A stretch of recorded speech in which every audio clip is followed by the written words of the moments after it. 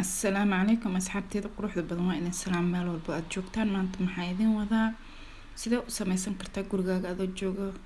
cake soft ah oo dhalasho ku habboon sidaas uu noogu soo baxay dhexdiisa ma gelin wax badan oo cream ah waayo cream ka badan ma jeclo gabadheeda maasha Allah dhalashadeeda shalay ahayd shalay tan u sameeyay soo adinkana waxaan idinkugu talagalay sida aan u sameeyay waa kaasa cake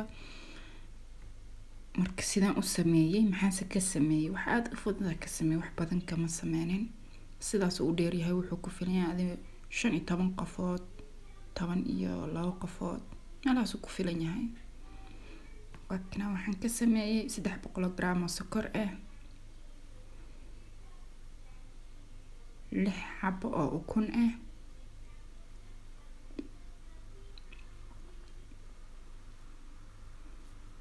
iyo 300 gram oo bur ah kuma darin wax oo vanilla ah wax baking powder ah wax dhan kuma darin wax yar oo kaneel ah qarfo la shiiday ah bisa ku daray wax kale oo aan ku daro ilaah abuurta ma lahan waayo waxa fiican carafta wax natural adi ogtiid meesha ay ka imaadeen inaad ku darsateed soo markay daawasho wacan harjeenay inaad ka heli doontaan insha Allah ta'ala وإذن سلامة وادنا كما هتنتين وقتين قروح ضبطا مالي والبن وحان جعلها إنا واحد إذن سوف إيذيو قولي بعديقو كورغاقا جوكت سيدا إلمهاقا فاميلكاقا وغا فرحسين لهذي وقت في عنا أولا قاعدان لهذي سو ماركي داو شوعا كبوغا شوعا وادما هتسنتين وقتين أنا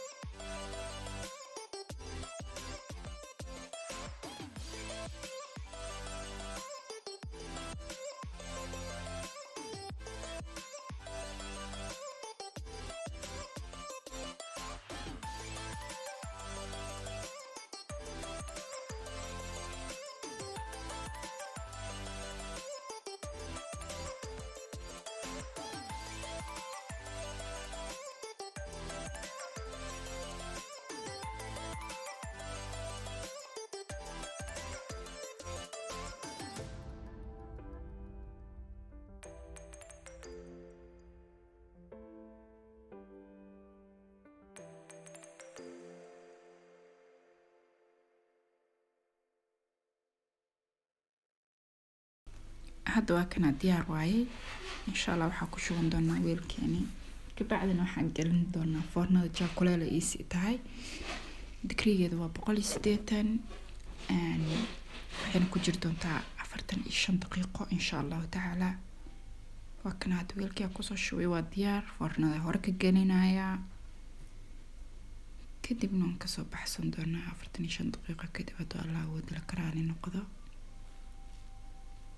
45 daqiiqo foornada kusoo jirtay iyo 15 daqiiqo aan soo qaboojinay waayo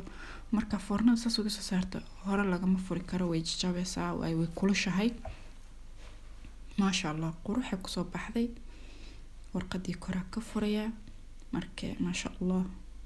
waxaan idin leeyahay ka faa'iidayso wacan aad u mahadsantiin waqtigiina quruxda badan sida quruxda badan iyo la socoteen haddaad hore noola joogtay waad ku mahadsantahay la joogitaankaaga haddaad nagu cusub tahayna subscribe like commentiga waa dhiirigelinteena aad u mahadsantahay waqtigaada quruxda badan iyo daawashadaada ma kusoo koobi karo mahad celintiina meeshaanaytee waa idin salaamaya dhammaantiina waxaa rajeynayaa inaad ka hesheen